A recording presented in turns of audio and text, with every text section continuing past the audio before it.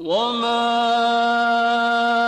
أَرْسَلْنَاكَ إِلَّا رَحْمَةً لِّلْعَالَمِينَ۔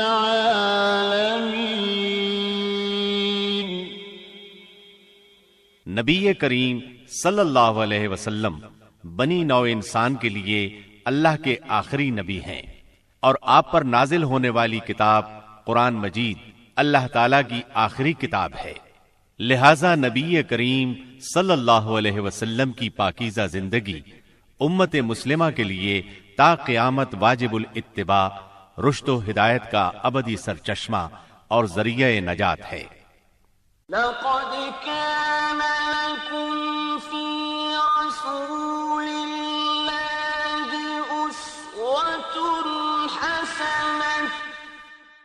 یقیناً رسول اللہ کی زندگی تمہارے لیے بہترین نمونہ ہے، لہذا رحمت للعالمین کی سیرت مطہرہ کا مطالعہ ہر مسلمان کی زندگی کا لازمی حصہ قرار پایا۔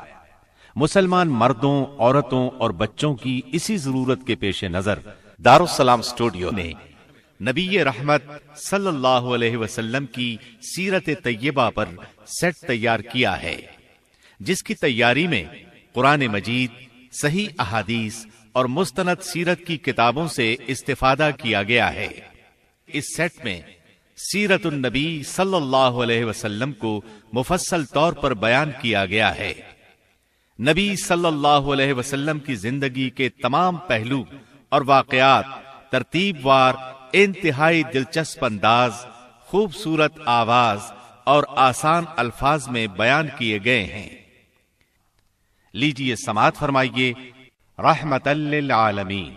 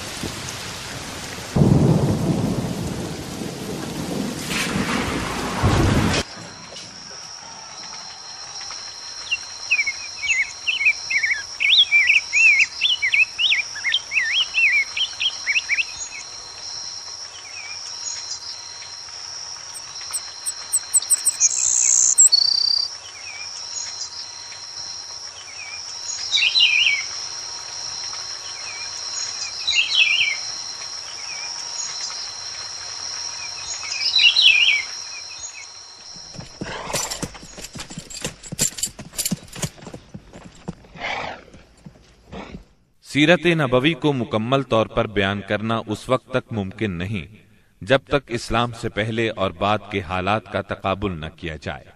اس لیے ہم اصل مضمون سے پہلے اسلام سے پہلے عرب کی کیفیت بیان کریں گے، عرب اقوام اور ان کی معاشرت کا نقشہ کھینچیں گے، پھر وہ حالات بیان کریں گے جن میں رسول اللہ صلی اللہ علیہ وسلم کی بعثت ہوئی۔ لفظ عرب کے لغوی معنی صحرا اور بیاب و گیاہ زمین کے ہیں۔ عہد قدیم سے یہ لفظ جزیرہ نمائے عرب اور اس میں بسنے والی قوموں پر بولا گیا ہے۔ عرب کے مغرب میں بحر احمر اور جزیرہ نمائے سینا ہے۔ مشرق میں خلیج عرب اور جنوبی عراق کا ایک بڑا حصہ ہے۔ جنوب میں بحر عرب ہے جو در حقیقت بحر ہند کا پھیلاؤ ہے۔ شمال میں ملک شام اور کسی قدر شمالی عراق ہے۔ ان میں سے بعض سرحدوں کے بارے میں اختلاف بھی ہے۔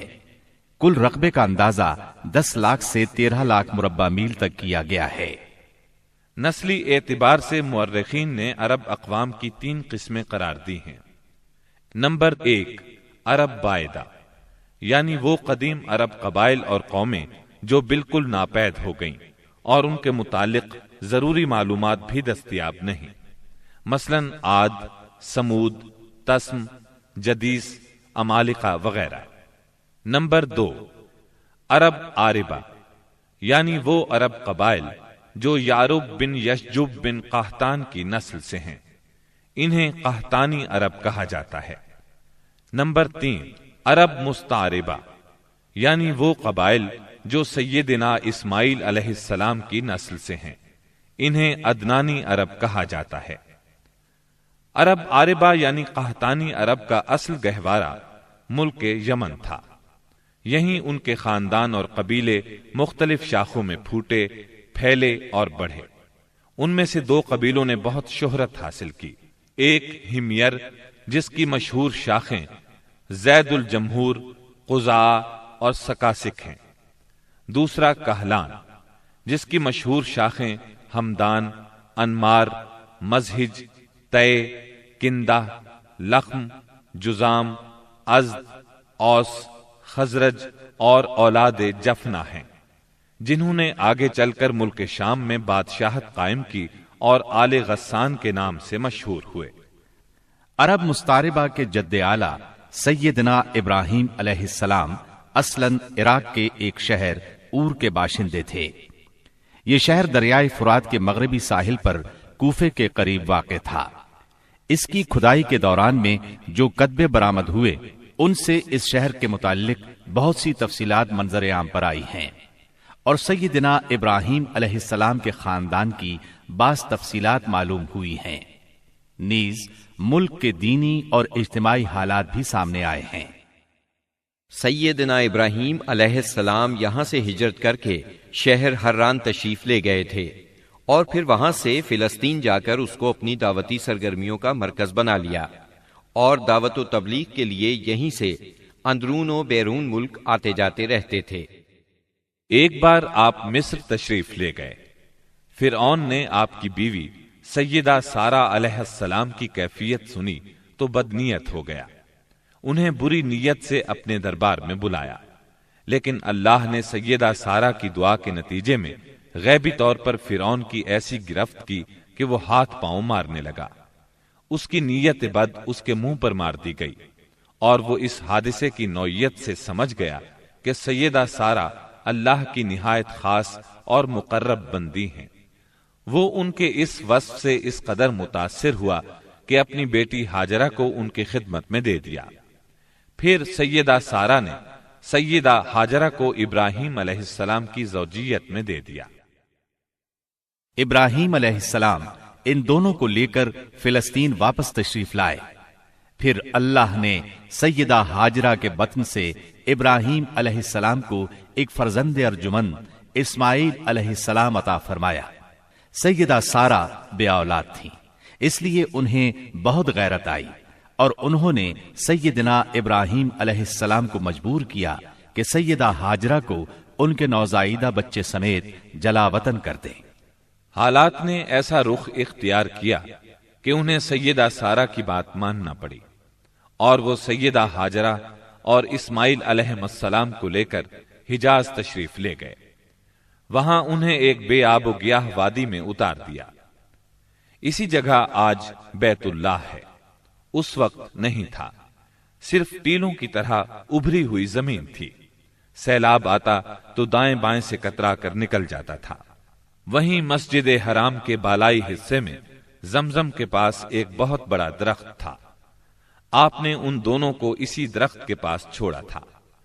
اس وقت مکے میں پانی تھا نہ انسان، اس لیے سیدنا ابراہیم علیہ السلام نے ایک توشہ دان میں کھجوریں اور ایک مشکیزے میں پانی رکھ دیا۔ اس کے بعد فلسطین واپس چلے گئے۔ ادھر چند ہی دن میں کھجوریں اور پانی ختم ہو گیا۔ سخت مشکل پیش آئی، مگر اس مشکل وقت میں اللہ کے فضل سے زمزم کا چشمہ پھوٹ پڑا اور ان کے لیے خوراک کا سامان بن گیا۔ اسماعیل علیہ السلام جب جوان ہوئے تو جرہم قبیلے سے عربی سیکھ لی۔ یہ قبیلہ وہاں پانی دیکھ کر آباد ہو گیا تھا۔ اس قبیلے کے لوگ انہیں پسند کرنے لگے تو ان لوگوں نے اپنے خاندان کی ایک خاتون سے ان کی شادی کر دی۔ اسی دوران میں سیدہ ہاجرہ کا انتقال ہو گیا۔ ادھر سیدنا ابراہیم علیہ السلام کو خیال آیا کہ اپنا ترکہ دیکھنا چاہیے، چنانچہ وہ مکہ معظمہ تشریف لے گئے، لیکن سیدنا اسماعیل علیہ السلام سے ملاقات نہ ہوئی۔ بہو سے حالات دریافت کیے، اس نے تنگ دستی کی شکایت کی۔ آپ نے وصیت کی کہ اسماعیل آئیں تو کہنا اپنے دروازے کی چوکھٹ بدل دیں۔ سیدنا اسماعیل علیہ السلام اس وصیت کا مطلب سمجھ گئے۔ انہوں نے بیوی کو طلاق دے دی اور ایک دوسری عورت سے شادی کر لی جو جرہم کے سردار مزاز بن عمرو کی صاحبزادی تھیں۔ ان کی دوسری شادی کے بعد ایک بار پھر سیدنا ابراہیم علیہ السلام مکے تشریف لے گئے، مگر اس مرتبہ بھی سیدنا اسماعیل علیہ السلام سے ملاقات نہ ہو سکی۔ بہو سے حال پوچھا تو اس نے اللہ کی حمد و ثنا بیان کی۔ آپ نے وصیت کی کہ اسماعیل اپنے دروازے کی چوکھٹ برقرار رکھیں، اور فلسطین واپس ہو گئے۔ اللہ تعالی نے مزاز کی بیٹی سے اسماعیل علیہ السلام کو 12 بیٹے عطا فرمائے۔ ان 12 بیٹوں سے 12 قبیلے وجود میں آئے اور سب نے مکے ہی میں رہائش اختیار کی۔ ان کے حالات زمانے کی گرد میں دب کر رہ گئے، صرف نابت اور قیدار کی اولاد گمنامی سے محفوظ رہی۔ قیدار بن اسماعیل علیہ السلام کی نسل مکہ معظمہ ہی میں پھیلتی پھولتی رہی، یہاں تک کہ عدنان اور پھر ان کے بیٹے معد کا زمانہ آ گیا۔ عدنانی عرب کا سلسلہ نسب صحیح طور پر یہیں تک محفوظ ہے۔ عدنان نبی صلی اللہ علیہ وسلم کے سلسلہ نسب میں 21ویں پشت میں آتے ہیں۔ بہرحال معد کے بیٹے نزار سے کئی خاندان وجود میں آئے۔ دراصل نزار کے 4 بیٹے تھے اور ہر بیٹا ایک بڑے قبیلے کی بنیاد ثابت ہوا۔ چاروں کے نام یہ ہیں: ایاد، انمار، ربیہ اور مزر۔ ان میں سے آخری 2 قبیلوں کی شاخیں اور شاخوں کی شاخیں بہت زیادہ ہوئیں۔ چنانچہ ربیہ سے اسد بن ربیہ، انزا، عبد القیس، وائل، بکر، تغلب اور بنو حنیفہ وغیرہ وجود میں آئے۔ مزر کی اولاد 2 بڑے قبیلوں میں تقسیم ہوئی۔ نمبر 1 قیس اعلان بن مزر، نمبر 2 الیاس بن مزر۔ قیس اعلان سے بنو سلیم، بنو حوازن، بنو غطفان، غطفان سے ابس، زبیان، اشجع اور غنی بن عاصر کے قبائل وجود میں آئے۔ الیاس بن مزر سے تمیم بن مرہ، حزیل بن مدرکہ، بنو اسد بن خزیمہ اور کنانہ بن خزیمہ کے قبائل وجود میں آئے۔ پھر کنانہ سے قریش کا قبیلہ وجود میں آیا۔ یہ قبیلہ فہر بن مالک بن نضر بن کنانہ کی اولاد ہے۔ پھر قریش بھی مختلف شاخوں میں تقسیم ہوئے۔ مشہور قریشی شاخوں کے نام یہ ہیں: جمح، سہم، عدی، مخزوم، تیم، زہرہ اور قصی بن کلاب کے خاندان، یعنی عبد الدار، اسد بن عبد العزا اور عبد مناف۔ یہ تینوں قصی کے بیٹے تھے۔ ان میں سے عبد مناف کے 4 بیٹے ہوئے، جن سے 4 ذیلی قبیلے وجود میں آئے، یعنی عبد شمس، نوفل، مطلب اور ہاشم۔ انہی ہاشم کی نسل سے اللہ نے ہمارے نبی کریم صلی اللہ علیہ وسلم کا انتخاب فرمایا۔ ابن عباس رضی اللہ عنہ کا بیان ہے کہ رسول اللہ صلی اللہ علیہ وسلم نے فرمایا، اللہ تعالیٰ نے مخلوق پیدا فرمائی تو مجھے سب سے اچھے گروہ کے اندر رکھا، پھر قبائل کو چنا تو مجھے سب سے اچھے قبیلے کے اندر بنایا، پھر گھرانوں کو چنا تو مجھے سب سے اچھے گھرانے میں بنایا، لہذا میں اپنی ذات کے اعتبار سے بھی سب سے اچھا ہوں اور اپنے گھرانے کے اعتبار سے بھی سب سے بہتر ہوں۔ جس وقت جزیرۃ العرب پر اسلام کا سورج طلوع ہوا، وہاں 2 قسم کے حکمران تھے۔ ایک تاجپوش بادشاہ جو حقیقت میں مکمل طور پر آزاد اور خود مختار نہیں تھے، اور دوسرے قبائلی سردار جنہیں اختیارات کے لحاظ سے وہی حیثیت حاصل تھی جو تاجپوش بادشاہوں کی تھی، لیکن ان کی اکثریت کو ایک مزید امتیاز یہ حاصل تھا کہ وہ مکمل طور پر آزاد اور خود مختار تھے۔ اس وقت تاجپوش حکمران یہ تھے: شاہان یمن، شاہان آل غسان یعنی شام، اور شاہان ہیرا یعنی عراق۔ باقی عرب حکمران تاجپوش نہ تھے۔ عرب عاربہ میں سے قدیم ترین قوم سبا تھی۔ اور یعنی عراق سے جو کتبات برآمد ہوئے، ان میں 2500 سال قبل مسیح کی اس قوم کا ذکر ملتا ہے، لیکن اس کے عروج کا زمانہ 11 صدی قبل مسیح سے شروع ہوتا ہے۔ اس کی تاریخ کے اہم ادوار یہ ہیں: 650 قبل مسیح سے پہلے کا دور۔ اس دور میں سبا کے بادشاہوں کا لقب مکرب سبا تھا۔ ان کا پایہ تخت سرواہ تھا، جس کے کھنڈرات آج بھی معارب کے مغرب میں ایک دن کے فاصلے پر پائے جاتے ہیں۔ یہ کھنڈرات خریبہ کے نام سے مشہور ہیں۔ اسی دور میں معارب کے مشہور بند کی بنیاد رکھی گئی، جسے یمن کی تاریخ میں بہت اہمیت حاصل ہے۔ 650 قبل مسیح سے 115 قبل مسیح تک کا دور۔ اس دور میں سبا کے بادشاہوں نے مکرب کا لفظ چھوڑ کر ملک یعنی بادشاہ کا لقب اختیار کر لیا اور سرواہ کی بجائے معارب کو اپنا دارالسلطنت بنایا۔ اس شہر کے کھنڈرات آج بھی صنعاء سے 60 میل مشرق میں پائے جاتے ہیں۔ 115 قبل مسیح سے 300 عیسوی تک کا دور۔ اس دور میں سبا کی مملکت پر قبیلہ ہمیر کو غلبہ حاصل رہا اور اس نے معارب کی بجائے ریدان کو اپنا پایہ تخت بنایا۔ پھر ریدان کا نام ظفار پڑ گیا، جس کے کھنڈرات آج بھی شہر یریم کے قریب ایک دائرہ نما پہاڑی پر پائے جاتے ہیں۔ اسی دور میں قوم سبا کا زوال شروع ہوا۔ 300 عیسوی کے بعد سے آغاز اسلام تک کا دور۔ اس دور میں یمن کے اندر مسلسل اضطراب اور انتشار برپا رہا۔ انقلابات آئے، خانہ جنگیاں ہوئیں اور بیرونی قوموں کو مداخلت کے مواقع ہاتھ آئے، یہاں تک کہ ایک وقت ایسا بھی آیا کہ یمن کی آزادی سلب ہو گئی۔ چنانچہ اسی دور میں رومیوں نے عدن پر فوجی قبضہ کیا اور ان کی مدد سے حبشیوں نے ہمیر اور ہمدان کی آپس میں کشمکش سے فائدہ اٹھایا اور 340 عیسوی میں پہلی بار یمن پر قبضہ کیا۔ یہ قبضہ 378 عیسوی تک برقرار رہا۔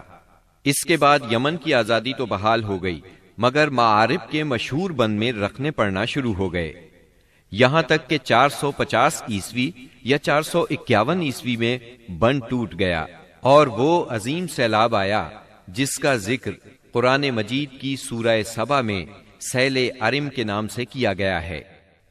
پھر 523 عیسوی میں ایک اور سنگین حادثہ پیش آیا، وہ یہ کہ یمن کے یہودی بادشاہ زونواس نے نجران کے عیسائیوں پر ایک ہیبت ناک حملہ کیا۔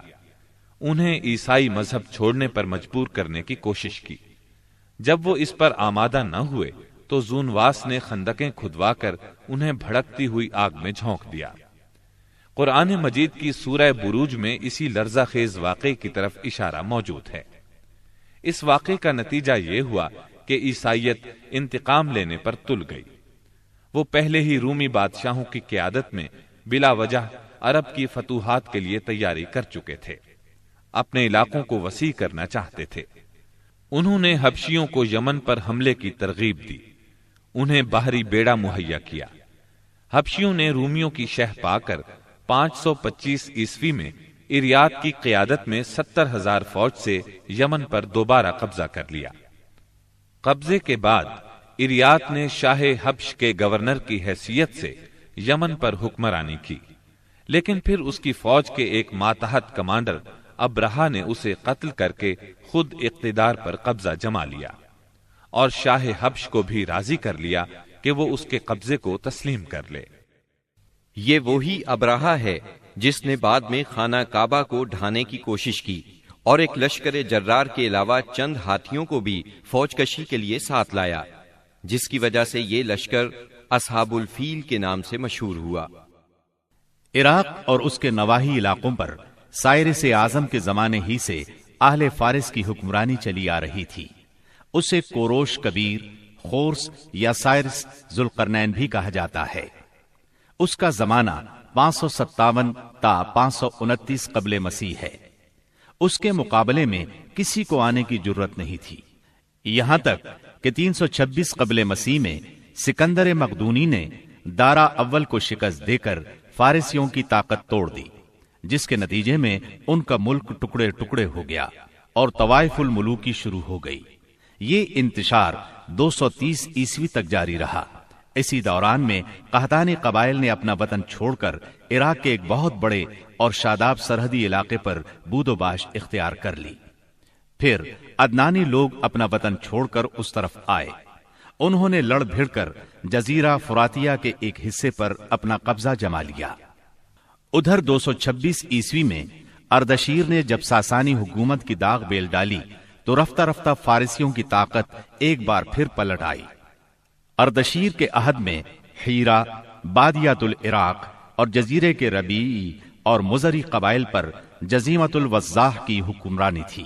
شاہان حیرہ کے پاس فارسی فوج کی ایک یونٹ ہمیشہ رہا کرتی تھی، جس سے بادیہ نشین عرب باغیوں کی سرکوبی کا کام لیا جاتا تھا۔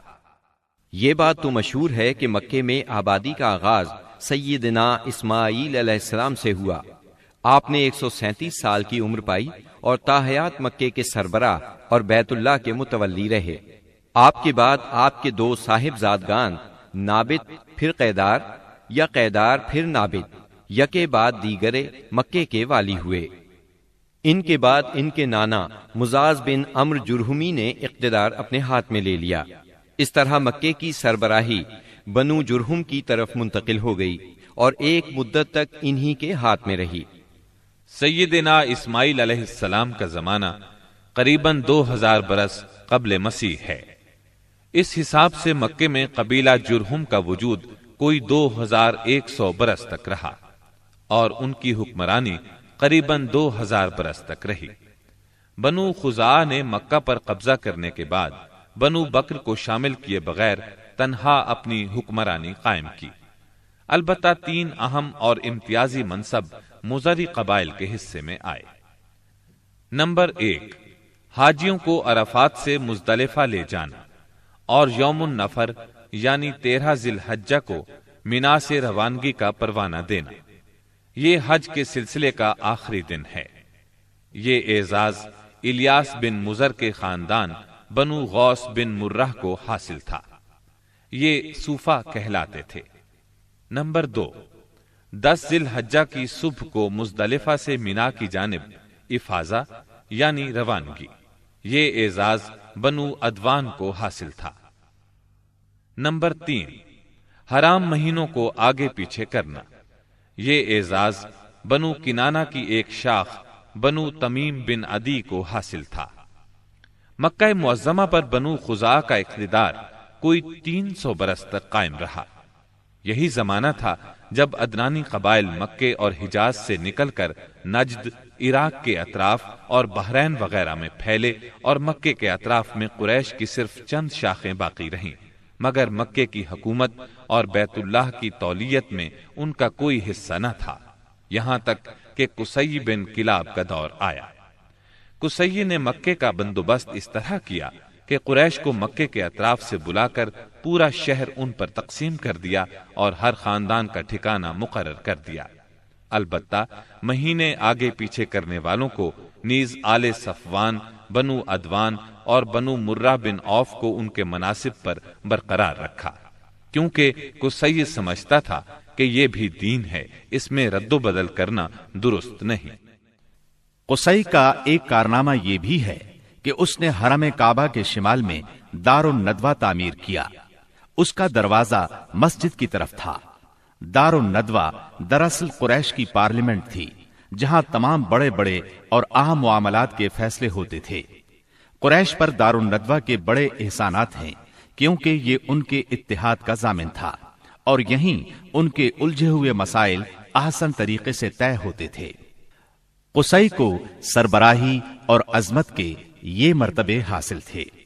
نمبر 1، دار الندوہ کی صدارت، جہاں بڑے بڑے معاملات کے بارے میں مشورے ہوتے تھے اور جہاں یہ لوگ اپنی بیٹیوں کی شادیاں بھی کرتے تھے۔ نمبر 2، لوا یعنی جنگ کا پرچم قصی ہی کے ہاتھوں باندھا جاتا تھا۔ نمبر 3، حجابت یعنی خانہ کعبہ کی پاسبانی۔ اس کا مطلب یہ ہے کہ خانہ کعبہ کا دروازہ قصی ہی کھولتا تھا۔ خانہ کعبہ کی خدمت اسی کے ذمے تھی، چابی بردار بھی وہی تھا۔ نمبر 4، سقایا یعنی پانی پلانا۔ اس کی صورت کچھ یوں تھی کہ حوض میں حاجیوں کے لیے پانی بھر دیا جاتا تھا، اس میں کچھ کھجور اور کشمش ڈال کر اسے شیریں بنایا جاتا تھا۔ حجاج جب مکے آتے تو اسے پیتے تھے۔ نمبر 5، رفادہ یعنی حاجیوں کی میزبانی۔ حاجیوں کے لیے بطور ضیافت کھانا تیار کیا جاتا تھا۔ اس مقصد کے لیے قصی نے قریش پر ایک خاص رقم مقرر کر رکھی تھی۔ یہ رقم حج کے موسم میں قصی کے پاس جمع ہو جاتی تھی۔ وہ اس رقم سے حاجیوں کے لیے کھانا تیار کراتا تھا۔ جو لوگ تنگ دست ہوتے یا جن کے پاس توشہ نہ ہوتا وہ یہی کھانا کھاتے تھے۔ ان کے علاوہ کچھ اور عہدے بھی تھے جنہیں قریش نے آپس میں تقسیم کر رکھا تھا۔ ان کی تفصیل یہ ہے۔ نمبر 1، ایثار یعنی فال گیری، قسمت کا حال دریافت کرنے کے لیے بتوں کے پاس جو تیر رکھے رہتے تھے ان کی تولیت۔ یہ منصب بنو جمح کو حاصل تھا۔ نمبر 2، مالیات کا نظم یعنی بتوں کا تقرب حاصل کرنے کے لیے جو نذرانے اور قربانیاں پیش کی جاتی تھیں ان کا انتظام کرنا، جھگڑوں اور مقدمات کا فیصلہ کرنا۔ یہ کام بنو سہم کو سونپا گیا۔ نمبر 3، شورا، یہ اعزاز بنو اسد کو حاصل تھا۔ نمبر 4، اشناق یعنی دیت اور جرمانوں کا نظم۔ اس منصب پر بنو تیم فائز تھے۔ نمبر 5، عقاب یعنی قومی پرچم اٹھانا، یہ بنو امیہ کا کام تھا۔ نمبر 6، قبہ یعنی فوجی کیمپ کا انتظام اور شاہ سواروں کی قیادت، یہ کام بنو مخزوم کے حصے میں آیا تھا۔ نمبر 7، سفارت، یہ منصب بنو عدی کا تھا۔ ہم قحطانی اور عدنانی قبائل کے وطن چھوڑنے کا ذکر کر چکے ہیں۔ ان قبائل میں سرداری نظام رائج تھا۔ قبیلے خود اپنا سردار مقرر کرتے تھے۔ قبائلی سرداروں کا درجہ اپنی قوم میں بادشاہوں جیسا تھا۔ قبیلہ صلح اور جنگ میں بہرحال اپنے سردار کے فیصلے کا پابند ہوتا تھا۔ سردار کو وہی اقتدار اور اختیارات حاصل تھے جو کسی بادشاہ کو ہوا کرتے ہیں۔ حتیٰ کہ بعض سرداروں کا یہ حال تھا کہ اگر کبھی وہ بگڑ جاتے تھے تو ہزاروں تلواریں بے نیام ہو جاتی تھیں، اور وہ یہ بھی نہیں پوچھتے تھے کہ سردار کے غصے کا سبب کیا ہے۔ اب رہا سیاسی حالات کا مسئلہ۔ جزیرت العرب کے 3 سرحدی علاقے تھے۔ یہ تینوں غیر ممالک کے پڑوس میں تھے۔ ان کی سیاسی حالت سخت پریشان کن تھی۔ وہاں انتشار کی کیفیت تھی۔ صورتحال زوال پذیر تھی۔ انسان مالک تھا یا غلام، حاکم تھا یا محکوم، بس انہی 2 طبقوں میں بٹا ہوا تھا۔ تمام تر فوائد سربراہوں کو، خاص طور پر غیر ملکی سربراہوں کو حاصل تھے، اور سارا بوجھ غلاموں کے سر تھا۔ وہ طرح طرح کے ظلم و ستم برداشت کرتے تھے، زبان نہیں کھول سکتے تھے کیونکہ حکمرانی جبری تھی۔ انسانی حقوق نام کی کسی چیز کا دور دور تک وجود نہیں تھا۔ عرب کے عام باشندے اسماعیل علیہ السلام کی دعوت و تبلیغ کے نتیجے میں دین ابراہیم کے پیروکار تھے، اس لیے صرف اللہ کی عبادت کرتے تھے اور توحید پر کاربند تھے۔ لیکن وقت گزرنے کے ساتھ ساتھ انہوں نے اللہ کے احکامات کو بھلا دیا، پھر بھی ان کے اندر توحید اور دین ابراہیمی کے کچھ آثار باقی رہے، کچھ شعائر پر وہ عمل پیرا رہے، یہاں تک کہ بنو خزاعہ کا سردار عمرو بن لوہی منظر عام پر آیا۔ اس کی نشو و نما نیکی، صدقہ و خیرات اور دینی باتوں سے گہری دلچسپی پر ہوئی تھی، اس لیے لوگوں نے اسے محبت کی نظر سے دیکھا، اسے بڑا عالم اور اللہ کا ولی سمجھ کر اس کی پیروی کی۔ پھر اس شخص نے ملک شام کا سفر کیا۔ اس نے دیکھا وہاں بتوں کی پوجا ہو رہی تھی۔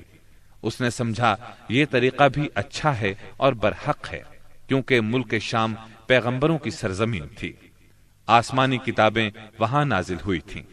چنانچہ واپسی پر وہ وہاں سے اپنے ساتھ حبل بت بھی لے آیا اور اسے خانہ کعبہ کے اندر نصب کر دیا، اور اہل مکہ کو اللہ کے ساتھ شرک کی دعوت دی۔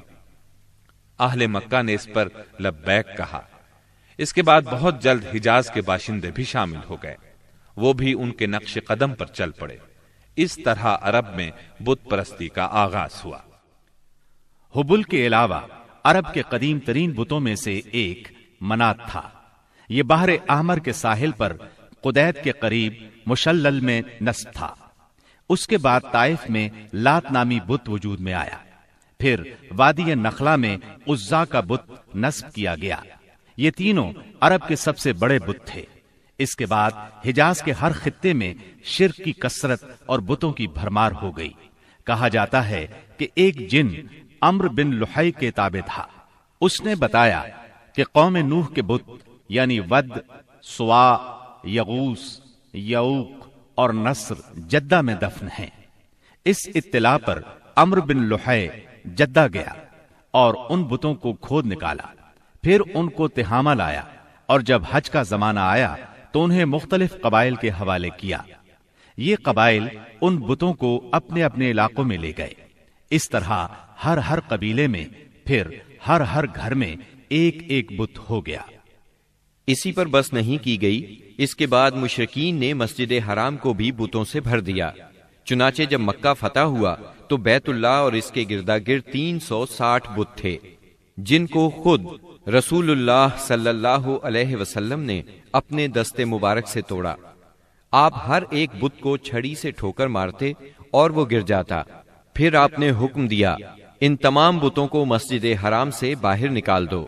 چنانچہ ان سارے بتوں کو مسجد حرام سے باہر نکال کر جلا دیا گیا۔ غرض شرک اور بت پرستی اہل جاہلیت کے دین کا سب سے بڑا مظہر بن چکی تھی، اور ان لوگوں کو یہ گھمنڈ بھی تھا کہ وہ سیدنا ابراہیم علیہ السلام کے دین پر ہیں۔ پھر اہل جاہلیت کے یہاں بت پرستی کے کچھ خاص طریقے بھی رائج تھے، جو زیادہ تر عمرو بن لحی کے گھڑے ہوئے تھے۔ یہ جاہل لوگ سمجھتے تھے کہ عمرو بن لحی کے طریقے دین ابراہیمی میں تبدیلی نہیں بلکہ بدعت حسنہ ہیں۔ ان میں بت پرستی کی کیا کیا رسمیں رائج تھیں، اس کی تفصیل بھی سن لیں۔ نمبر 1، اس دور کے جاہل مشرک بتوں کے پاس مجاور بن کر بیٹھتے تھے، ان کی پناہ ڈھونڈتے تھے، انہیں زور زور سے پکارتے تھے، حاجت روائی اور مشکل کشائی کے لیے ان کو پکارتے تھے اور سمجھتے تھے کہ وہ اللہ سے سفارش کر کے ہماری مراد پوری کرا دیں گے۔ نمبر 2، وہ بتوں کا حج اور طواف کرتے تھے، ان کے سامنے عجز و نیاز سے پیش آتے تھے اور انہیں سجدہ کرتے تھے۔ نمبر 3، بتوں کے لیے نذرانے اور قربانیاں پیش کرتے اور قربانی کے ان جانوروں کو کبھی بتوں کے آستانوں پر لے جا کر ذبح کرتے تھے اور کبھی کسی اور جگہ ذبح کر لیتے تھے، مگر بتوں کے نام پر ذبح کرتے تھے۔ ذبح کی ان دونوں صورتوں کا ذکر اللہ تعالیٰ نے سورۃ المائدہ کی آیت نمبر 3 میں کیا ہے۔ وما ذبح على النصب، یعنی وہ جانور بھی حرام ہیں جو آستانوں پر ذبح کیے گئے ہوں۔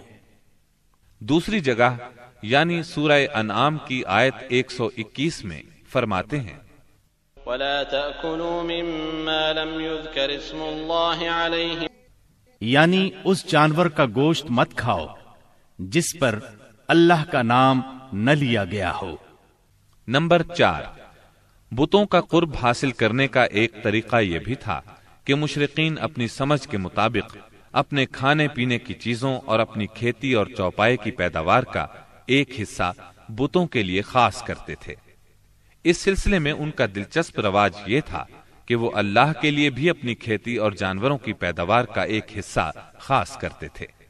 پھر مختلف اسباب کی بنا پر اللہ کا حصہ تو بتوں کی طرف منتقل کر سکتے تھے، لیکن بتوں کا حصہ کسی بھی حال میں اللہ کی طرف منتقل نہیں کر سکتے تھے۔ اس بری عادت کا تذکرہ بھی اللہ تعالی نے سورہ انعام کی آیت 136 میں کیا ہے۔ وجعلوا لله مما ذرأ من الحرث والأنعام نصيبا فقالوا هذا لله بزعمهم وهذا لشركائنا فما كان لشركائهم فلا يصل إلى الله وما كان لله فهو يصل إلى شركائهم ساء ما يحكمون۔ اللہ نے جو کھیتی اور چوپائے پیدا کیے ہیں اس کا ایک حصہ انہوں نے اللہ کے لیے مقرر کیا، اور بزعم خود کہتے ہیں کہ یہ اللہ کے لیے ہے اور یہ ہمارے شرکاء کے لیے ہے۔ تو جو ان کے شرکاء کے لیے ہوتا ہے وہ تو اللہ کے لیے نہیں پہنچتا، مگر جو اللہ کے لیے ہوتا ہے وہ ان کے شرکاء تک پہنچ جاتا ہے۔ کتنا برا ہے وہ فیصلہ جو یہ لوگ کرتے ہیں۔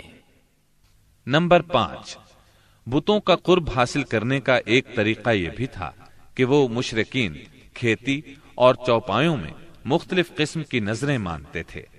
اللہ تعالی سورہ انعام کی آیت 138 میں فرماتے ہیں، وَقَالُوا هَٰذِهِ أَنْعَامٌ وَحَرْثٌ حِجْرٌ لَّا يَطْعَمُهَا إِلَّا مَن نَّشَاءُ بِزَعْمِهِمْ وَأَنْعَامٌ حُرِّمَتْ ظُهُورُهَا وَأَنْعَامٌ لَّا يَذْكُرُونَ اسْمَ اللَّهِ عَلَيْهَا افْتِرَاءً عَلَيْهِ۔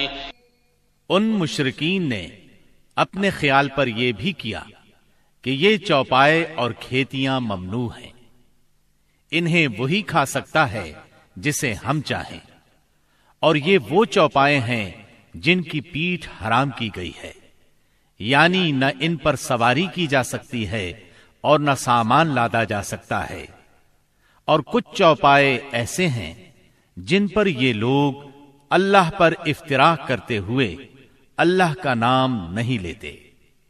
یہ تھے ان کے عقائد۔ انہی جانوروں میں بحیرہ، صائبہ، وسیلہ اور حام تھے۔ سیرت نگار ابن اسحاق کہتے ہیں، بحیرہ صائبہ کی بچی کو کہا جاتا ہے، اور صائبہ اس اونٹنی کو کہا جاتا ہے جس سے پے در پے 10-12 مادہ بچے پیدا ہوں، درمیان میں کوئی نر نہ ہو۔ ایسی اونٹنی کو آزاد چھوڑ دیا جاتا تھا، اس پر سواری نہیں کی جاتی تھی، اس کے بال بھی نہیں کاٹے جاتے تھے، اور مہمان کے سوا اس کا دودھ کوئی نہیں پی سکتا تھا۔ اس کے بعد یہ اونٹنی جو مادہ بچہ جنتی، اس کا کان چیر دیا جاتا اور اسے بھی اس کی ماں کے ساتھ آزاد چھوڑ دیا جاتا، اس پر سواری بھی نہ کی جاتی، اس کے بال نہ کاٹے جاتے، اور مہمان کے سوا کوئی اس کا دودھ نہ پیتا۔ اسی کو بحیرہ کہتے ہیں، اور صائبہ اس کی ماں ہے۔ وسیلہ اس بکری کو کہا جاتا تھا جو 5 مرتبہ پے در پے 2 مادہ بچے جنتی تھی، یعنی 5 بار میں 10 مادہ بچے پیدا ہوتے، درمیان میں کوئی نر نہ پیدا ہوتا۔ اس بکری کو اس لیے وسیلہ کہا جاتا تھا کہ وہ سارے مادہ بچوں کو ایک دوسرے سے جوڑ دیتی تھی۔ اس کے بعد اس بکری سے جو بچے پیدا ہوتے انہیں صرف مرد کھا سکتے تھے، عورتیں نہیں کھا سکتی تھیں۔ البتہ اگر کوئی بچہ مردہ پیدا ہوتا تو اس کو مرد عورت سبھی کھا سکتے تھے۔ حام اس نر اونٹ کو کہتے تھے جس کی جفتی سے پے در پے 10 مادہ بچے پیدا ہوتے، درمیان میں نر نہ پیدا ہوتا۔ ایسے اونٹ کی پیٹھ محفوظ کر دی جاتی تھی، نہ اس پر سواری کی جاتی، نہ بال کاٹے جاتے، بلکہ اسے اونٹوں کے ریوڑ میں جفتی کے لیے آزاد چھوڑ دیا جاتا، اس کے سوا اس سے کوئی اور فائدہ نہ اٹھایا جاتا۔ عرب اپنے بتوں کے ساتھ یہ سب کچھ اس عقیدے سے کرتے تھے کہ یہ بت انہیں اللہ کے قریب کر دیں گے اور اللہ کے حضور ان کی سفارش کر دیں گے۔ چنانچہ مشرکین جو کہتے تھے، قرآن کریم میں اللہ تعالیٰ نے سورہ زمر کی آیت نمبر 3 میں اس طرح تذکرہ کیا ہے، مَا نَعْبُدُهُمْ إِلَّا لِيُقَرِّبُونَا إِلَى اللَّهِ زُلْفَىٰ، ہم ان کی عبادت صرف اس لیے کر رہے ہیں کہ وہ ہمیں اللہ کے قریب کر دیں۔ اسی طرح قرآن کریم کی سورہ یونس آیت 18 میں یہ الفاظ آئے ہیں، وَيَعْبُدُونَ مِن دُونِ اللَّهِ مَا لَا يَضُرُّهُمْ وَلَا يَنفَعُهُمْ وَيَقُولُونَ هَٰؤُلَاءِ شُفَعَاؤُنَا عِندَ اللَّهِ۔ یہ مشرکین اللہ کے سوا ان کی عبادت کرتے ہیں جو انہیں نہ نفع پہنچا سکیں نہ نقصان، اور کہتے ہیں کہ یہ اللہ کے پاس ہمارے سفارشی ہیں۔ مشرکین عرب کاہنوں، عرافوں اور نجومیوں کی خبروں پر بھی ایمان رکھتے تھے۔ کاہن اسے کہتے ہیں جو آنے والے واقعات کی پیش گوئی کرے اور جو چھپے ہوئے رازوں کے جاننے کا دعویٰ کرے۔ نجومی اسے کہتے ہیں جو ستاروں پر غور کر کے ان کی رفتار اور اوقات کا حساب لگا کر پتہ لگاتا ہے کہ دنیا میں آئندہ کیا حالات و واقعات پیش آئیں گے۔ ان نجومیوں کی خبروں کو ماننا دراصل ستاروں پر ایمان لانا ہے۔ مشرکین میں بدشگونی کا بھی رواج تھا، اسے عربی میں طیارہ کہتے ہیں۔ اس کی صورت یہ تھی کہ مشرکین کسی چڑیا یا ہرن کے پاس جا کر اسے بھگاتے تھے۔ اگر وہ دائیں طرف بھاگتا تو اسے اچھا شگون خیال کرتے، کامیابی کی علامت خیال کرتے اور اپنا کام کر گزرتے۔ اگر وہ بائیں طرف بھاگتا تو اسے نحوست کی علامت سمجھ کر اپنے کام سے باز رہتے۔ اسی طرح اگر کوئی چڑیا یا جانور راستہ کاٹ دیتا تو اس کو منحوس خیال کرتے۔ اسی سے ملتی جلتی ایک حرکت یہ تھی کہ مشرکین خرگوش کے ٹخنے کی ہڈی لٹکاتے تھے اور بعض دنوں، بعض مہینوں، جانوروں، گھروں اور عورتوں کو منحوس سمجھتے تھے۔ آج کے دور میں بھی ایسی باتیں سننے میں آتی ہیں، کالی بلی راستہ کاٹ گئی، اللہ خیر کرے وغیرہ۔ قریش کی ایک بدعت یہ تھی کہ وہ کہتے تھے ہم سیدنا ابراہیم علیہ السلام کی اولاد ہیں، حرم کے پاسبان، بیت اللہ کے والی اور مکے کے باشندے ہیں، کوئی شخص ہمارا ہم مرتبہ نہیں اور نہ کسی کے حقوق ہمارے حقوق کے مساوی ہیں۔ اسی لیے یہ لوگ اپنا نام ہمس یعنی بہادر رکھتے تھے، لہذا ہمارے شایان شان نہیں کہ ہم حدود حرم سے باہر جائیں۔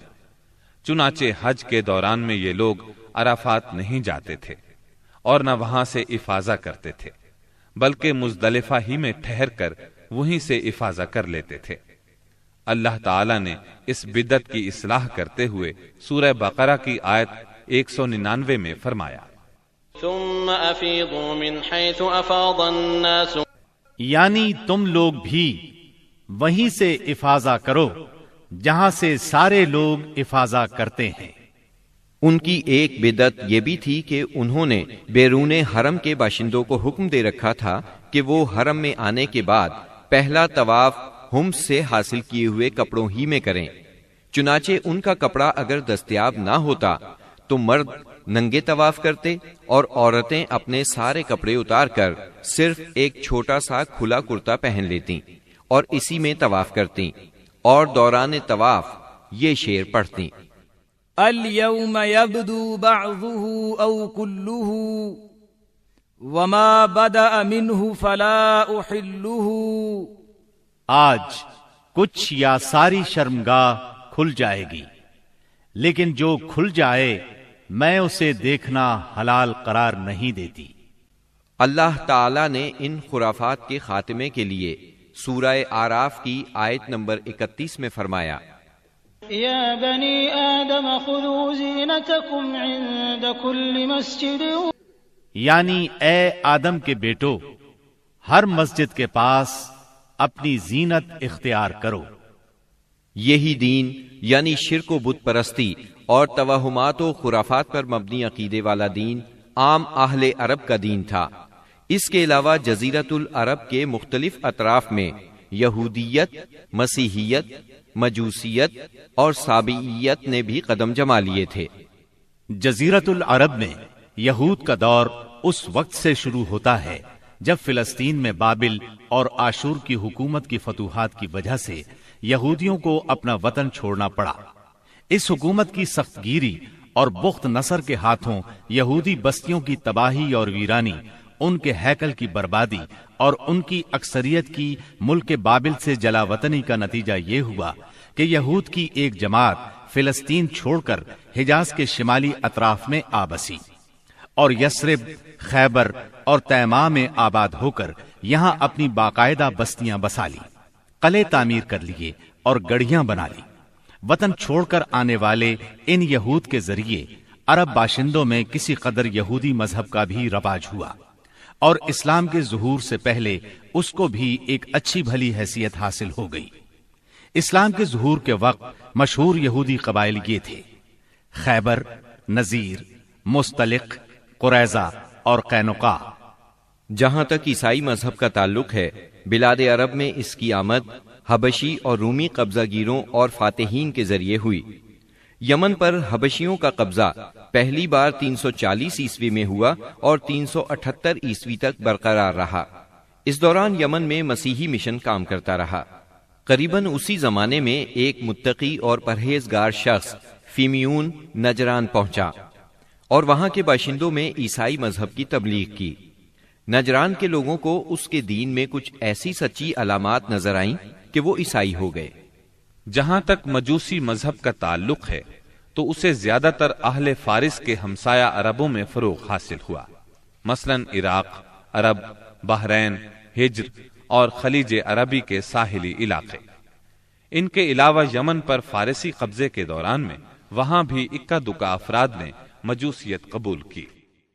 باقی رہا صابی مذہب، تو عراق کے آثار قدیمہ کی کھدائی کے دوران جو کتبات برآمد ہوئے ان سے پتہ چلتا ہے کہ یہ ابراہیم علیہ السلام کی کلدانی قوم کا مذہب تھا۔ دور قدیم میں شام و یمن کے بہت سے باشندے بھی اسی مذہب کے پیروکار تھے۔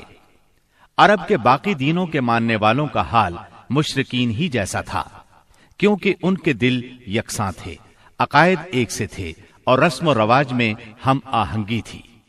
جزیرۃ العرب کے سیاسی اور مذہبی حالات بیان کرنے کے بعد اب وہاں کے اجتماعی، اقتصادی اور اخلاقی حالات کا خاکہ مختصراً پیش کرتے ہیں۔ عرب آبادی مختلف طبقات میں بٹی ہوئی تھی۔ ہر طبقے کے حالات ایک دوسرے سے بہت زیادہ مختلف تھے۔ چنانچہ معزز طبقے میں مرد اور عورت کا تعلق خاصا ترقی یافتہ تھا۔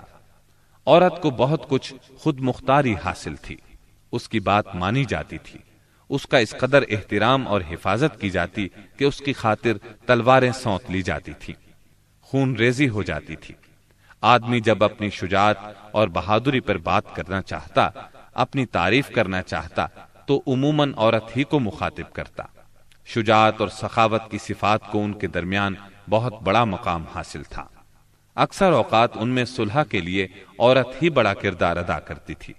وہ چاہتی تو قبائل کو صلح کے لیے جمع کر لیتی تھی اور چاہتی تو ان کے درمیان جنگ کی آگ بھڑکا دیتی۔ لیکن ان تمام باتوں کے باوجود خاندان کا سربراہ مرد ہی کو مانا جاتا تھا اور اس کی بات فیصلہ کن ہوتی تھی۔ اس طبقے میں مرد اور عورت کا تعلق عقد نکاح کے ذریعے ہوتا تھا۔ یہ نکاح عورت کے ولیوں کی نگرانی میں انجام پاتا تھا۔ عورت کو ان کی ولایت کے بغیر نکاح کا حق نہیں تھا۔ ایک طرف طبقہ اشراف یعنی معزز لوگوں کا یہ حال تھا، تو دوسری طرف دوسرے طبقات میں مرد عورت کے اختلاط کی اور بھی کئی صورتیں تھیں، جنہیں بدکاری، بے حیائی، فحاشی اور زناکاری کے سوا کوئی اور نام نہیں دیا جا سکتا۔ زمانہ جاہلیت میں کسی حد کے بغیر متعدد بیویاں رکھنا ایک عام بات تھی۔ لوگ دو سگی بہنوں کو بھی بیک وقت اپنے نکاح میں رکھ لیتے تھے۔ باپ کے بیوی کو طلاق دینے کے بعد یا اس کے فوت ہونے پر بیٹا اپنی سوتیلی ماں سے بھی نکاح کر لیتا تھا۔ طلاق کا اختیار مرد کو حاصل تھا اور اس کی کوئی حد مقرر نہیں تھی۔ زناکاری تمام طبقات میں عروج پر تھی، کوئی طبقہ یا انسانوں کی کوئی قسم اس سے مستثنا نہ تھی۔ البتہ کچھ مرد اور کچھ عورتیں ایسے ضرور تھے جنہیں اپنی بڑائی کا احساس اس برائی کی کیچڑ میں لت پت ہونے سے باز رکھتا تھا۔ پھر آزاد عورتوں کا حال لونڈیوں کی نسبت اچھا تھا۔ اصل مصیبت لونڈیاں ہی تھیں۔ ایسا لگتا ہے جیسے ان جاہلوں کی اکثریت اس برائی کی طرف منسوب ہونے میں کوئی آر بھی محسوس نہیں کرتی تھی۔ جاہلیت میں باپ بیٹے کا تعلق بھی مختلف نوعیت کا تھا۔ کچھ تو ایسے تھے جو کہتے تھے انما اولادنا بیننا اکبادنا تمشی علی الارض، یعنی ہماری اولاد ہمارے کلیجے ہیں جو روئے زمین پر چلتے پھرتے ہیں۔ جبکہ دوسری طرف کچھ لوگ ایسے بھی تھے جو لڑکیوں کو رسوائی اور خرچ کے خوف سے زندہ دفن کر دیتے تھے اور بچوں کو فقر و فاقے کے ڈر سے مار ڈالتے تھے۔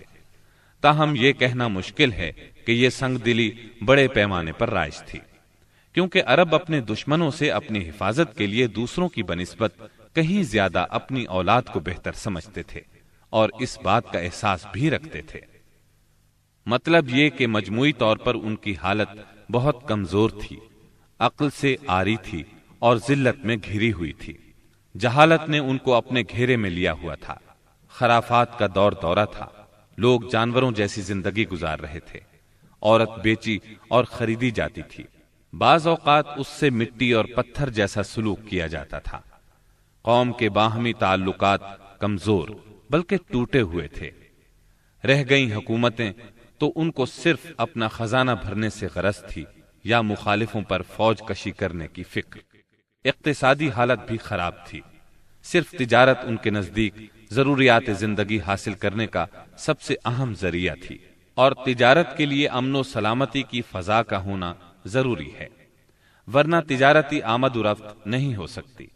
جبکہ ان کا حال یہ تھا کہ سوائے حرمت والے مہینوں کے امن اور سلامتی کا کہیں وجود نہ تھا۔ یہی وجہ ہے کہ صرف حرمت والے مہینوں میں عرب کے مشہور بازار اوکاز، ذی المجاز اور مجنہ لگتے تھے۔ جہاں تک صنعتوں کا معاملہ ہے تو عرب اس میدان میں ساری دنیا سے پیچھے تھے۔ کپڑے کی بنائی اور چمڑے کی دباغت وغیرہ کی شکل میں جو چند صنعتیں پائی بھی جاتی تھیں وہ زیادہ تر یمن، ہیرا اور شام سے ملے ہوئے علاقوں میں تھی۔ البتہ اندرون عرب گلہ بانی اور کھیتی باڑی کا کسی قدر رواج تھا۔ ساری عرب عورتیں سوت کاٹتی تھیں، لیکن مشکل یہ تھی کہ سارا مال و متاع ہمیشہ لڑائیوں کی زد میں رہتا تھا۔ غربت عام تھی، لوگ ضروری لباس تک سے محروم تھے۔ یہ بات تو مشہور ہے کہ اہل جاہلیت میں کمینی اور رذیل عادات پائی جاتی تھیں، عقل کے خلاف باتوں کی بھرمار تھی، تاہم ان میں کچھ پسندیدہ اخلاق بھی تھے۔ ان اخلاق کو دیکھ کر انسان دنگ رہ جاتا تھا۔ نمبر 1، کرم و سخاوت۔ یہ اہل جاہلیت کی خوبی تھی جس میں وہ ایک دوسرے سے آگے نکل جانے کی کوشش کرتے تھے، اور اس پر فخر کرنے کا عالم یہ تھا کہ عرب کے آدھے اشعار اسی کی نظر ہو جاتے تھے۔ اس وصف کی بنیاد پر کوئی اپنی تعریف کرتا تھا تو کوئی دوسروں کی۔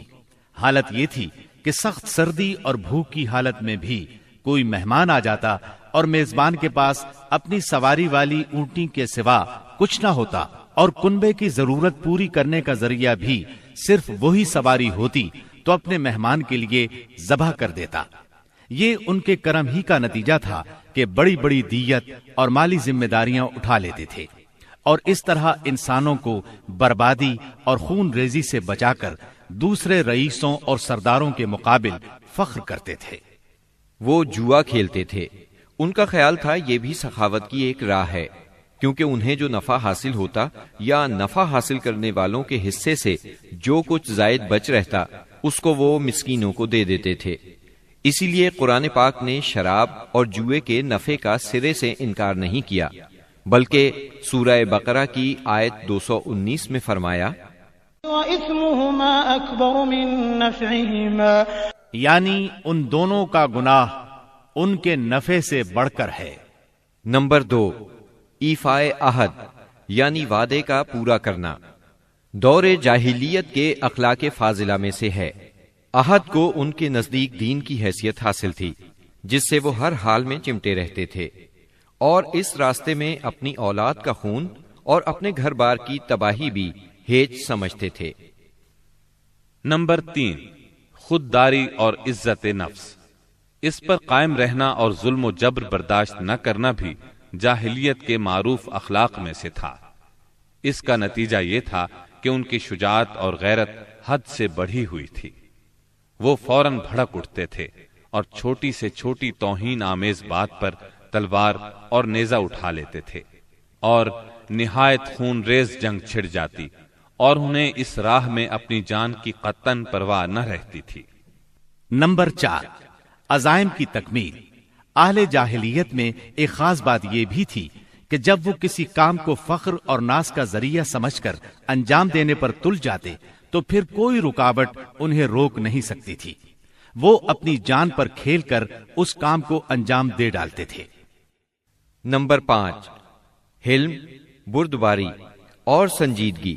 یہ خوبی بھی ان کے نزدیک قابل تعریف تھی، لیکن چونکہ ان میں شجاعت حد سے بڑھ کر تھی، ہر وقت جنگ و جدل پر آمادہ رہتے تھے، اس لیے یہ عادت بہت کم پائی جاتی تھی۔ نمبر 6، بدوی سادگی، یعنی رہن سہن کی الجھنوں اور داؤ پیچ سے ناواقف تھے۔ اس کا نتیجہ یہ تھا کہ ان میں سچائی اور امانت پائی جاتی تھی۔ دھوکہ دہی، بد عہدی سے دور تھے اور نفرت کرتے تھے۔ ہم سمجھتے ہیں کہ جزیرت العرب کو ساری دنیا سے جو جغرافیائی نسبت حاصل تھی، اس کے علاوہ یہی وہ قیمتی اخلاق تھے جن کی وجہ سے اہل عرب کو بنی نوع انسان کی قیادت اور رسالت عامہ کا بوجھ اٹھانے کے لیے منتخب کیا گیا تھا، کیونکہ یہ اخلاق اگرچہ بعض اوقات شر اور فساد کا سبب بن جاتے تھے اور ان کی وجہ سے المناک حادثات بھی پیش آ جاتے تھے، لیکن اپنی نوعیت کے بڑے قیمتی اخلاق تھے۔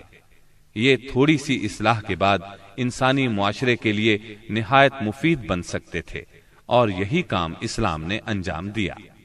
غالباً ان کے اخلاق میں بھی ایفائے عہد کے بعد عزت نفس اور عزم کی پختگی سب سے زیادہ قیمتی اور نفع بخش جوہر تھا، کیونکہ اس زبردست قوت اور پختہ ارادے کے بغیر شر و فساد کا خاتمہ اور نظام عدل کا قیام ممکن نہیں۔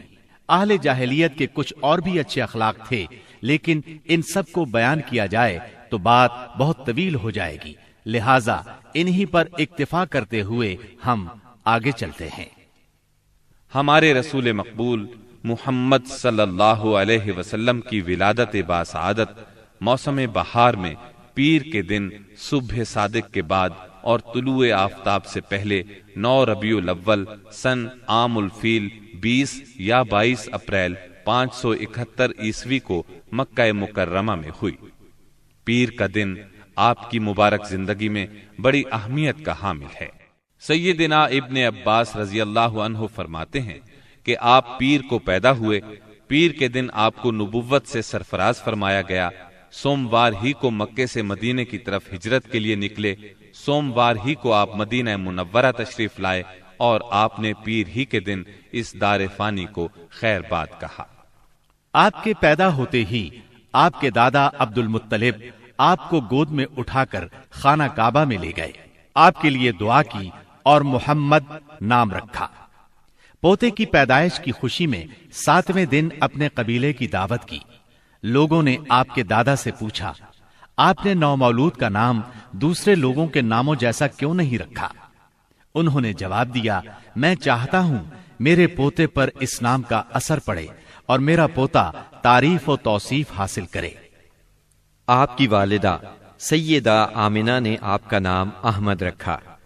انجیل میں بطور پیشگوئی آپ کے 2 نام آئے ہیں، فارقلید اور منہمنا۔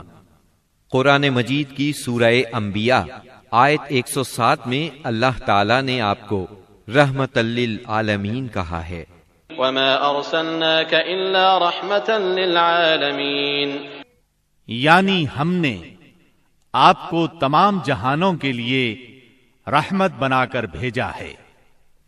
آپ کا نسب نامہ اس طرح ہے: محمد بن عبداللہ بن عبد المطلب بن ہاشم بن عبد مناف بن قصی بن کلاب بن مرہ بن کعب بن لعی بن غالب بن فہر بن مالک بن نظر بن کنانہ بن خزیمہ بن مدرکہ بن الیاس بن مزر بن نزار بن معد بن عدنان۔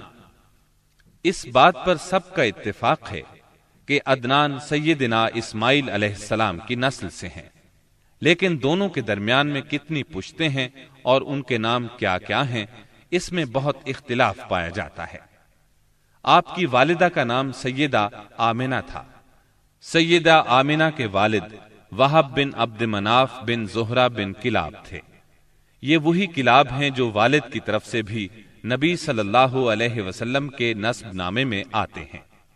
ان کا اصل نام عروہ یا حکیم تھا، لیکن کتوں کے ذریعے بکثرت شکار کھیلا کرتے تھے، اس لیے کلاب کے نام سے مشہور ہو گئے۔ عربی میں کلاب کتوں کو کہتے ہیں۔ آپ اسماعیل علیہ السلام کی اولاد میں سے ہیں۔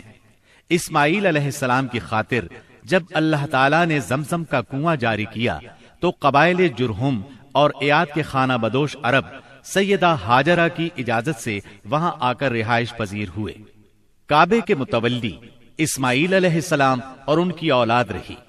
ایک عرصے کے بعد بنو جرہم اور سیدنا اسماعیل کی اولاد میں کعبے کی تولیت کے سلسلے میں جھگڑا ہوا تو کعبے کی خدمت اور تولیت اولاد اسماعیل اور بنو جرہم میں تقسیم ہو گئی، اور جب بنو خزاعہ نے لڑ کر مکے پر قبضہ کیا تو ایک مدت تک کعبے کی تولیت بھی ان کے پاس رہی، لیکن بنو اسماعیل بہرحال مکے ہی میں رہے۔ ان کے ایک فرد کلاب نے شمالی عرب میں قبیلہ قزاع میں شادی کی، اس سے قصی پیدا ہوئے، وہ جوان ہو کر اپنے قبیلے میں واپس آ گئے۔ خسر کی وفات کے بعد قصی نے اپنے ننہال کی مدد سے بنو خزاعہ کو مجبور کیا کہ وہ شہر چھوڑ کر مضافات میں جا بسا۔